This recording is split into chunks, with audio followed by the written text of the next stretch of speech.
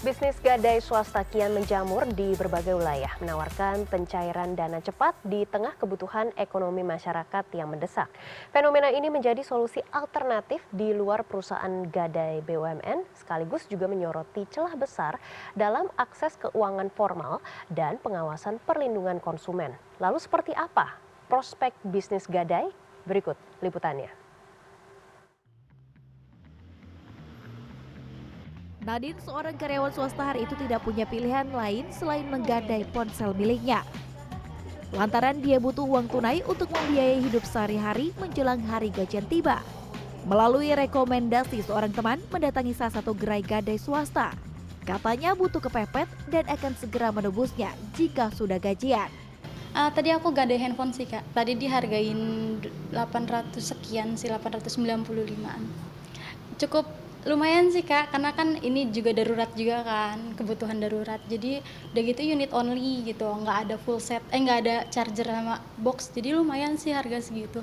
Sementara Angel membutuhkan modal bagi usaha rental PlayStation kecil-kecilan di rumahnya. Ia menggadai perhiasan kalung emas 9 karat tanpa mempertimbangkan besaran bunga. Angel berharap perhiasannya aman tersimpan sampai nanti ia tebus kembali. Yang udah pasti aman ya, karena sebelumnya kan saya juga sudah pernah ya di sini, itu barang saya juga udah terjamin aman. Kemudian pelayannya juga ramah-ramah sih Kak, ramah, kemudian cepat dan deket juga sih dari rumah. Sebelumnya gak ada handphone. Kalau untuk bunganya ini termasuk murah sih.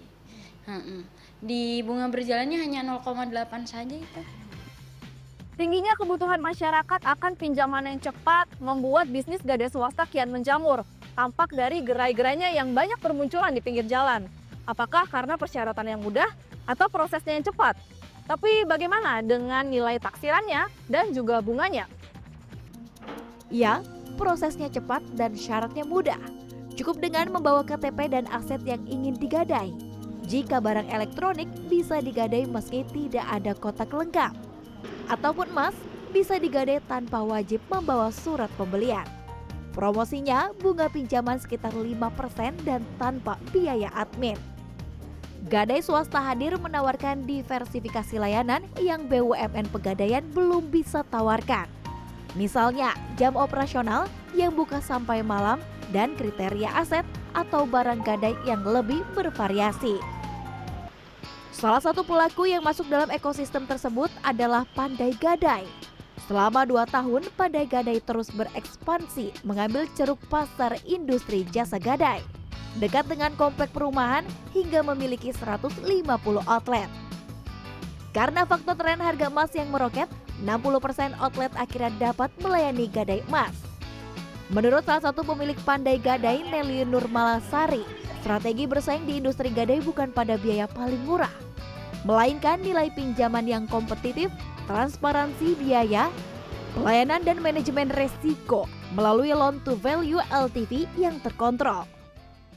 Tapi yang kita kedepankan sebenarnya pelayanan kita gitu. Jadi kita bukan aim untuk bilang Pandai Gadai termurah, enggak gitu. Jadi itu stance kita terkait masalah tadi biaya jasa gitu. Terus kedua mungkin strategi perusahaan gimana sih supaya tidak merugi gitu. Sebenarnya dari bisnis gadai manapun yang paling penting itu adalah proses penaksirannya. Standardized proses appraisalnya adalah penaksir menilai nilai taksiran barangnya berapa, kemudian kita ada istilahnya LTV-nya, loan to value-nya berapa. Nah, kita sudah memperhitungkan aspek biaya jasanya, aspek adminnya, sehingga hanya memberikan pinjaman misalnya 80-90% dari nilai aset. Pemain baru lainnya yang mendapat izin dari OJK sejak 2021 adalah Gadai Value Max. Booming emas yang kian diburu masyarakat menjadi alasan perusahaan bermain di bisnis gadai dan langsung fokus ke aset emas. Selain melayani gadai barang elektronik, barang mewah dan BPKB kendaraan bermotor. Menurut sang pemilik, risiko bisnis gadai dianggap relatif terkendali karena barang jaminan dipegang oleh perusahaan. Gadai Value Max mengambil ceruk pasar untuk memenuhi kebutuhan permodalan masyarakat. Gadai Value Max berharap segera mendapatkan kepercayaan lebih luas dari masyarakat dan berekspansi lebih luas dari 9 cabang yang ada saat ini. Namanya masyarakat itu kan banyak pilihan, saya bilang itu. Yang penting sekarang kita pada pelayanan, saya bilang itu pelayanan nomor 1. Nah, nanti kalau sudah ada kepercayaan dari masyarakat, masyarakat itu akan walk in sendiri gitu loh.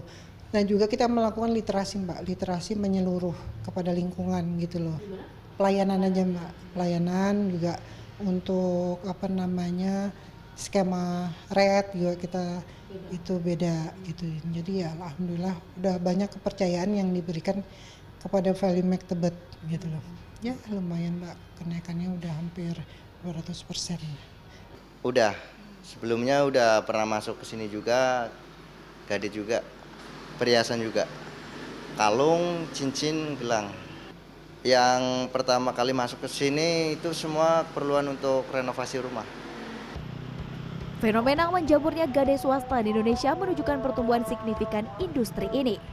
Didorong oleh permintaan pembiayaan jangka pendek dan sejak terbitnya regulasi POJK nomor 31/POJK 05/2016 di 2017, membuat jumlah perusahaan gadai swasta meningkat pesat hingga mencapai 200 merek perusahaan pada 2025.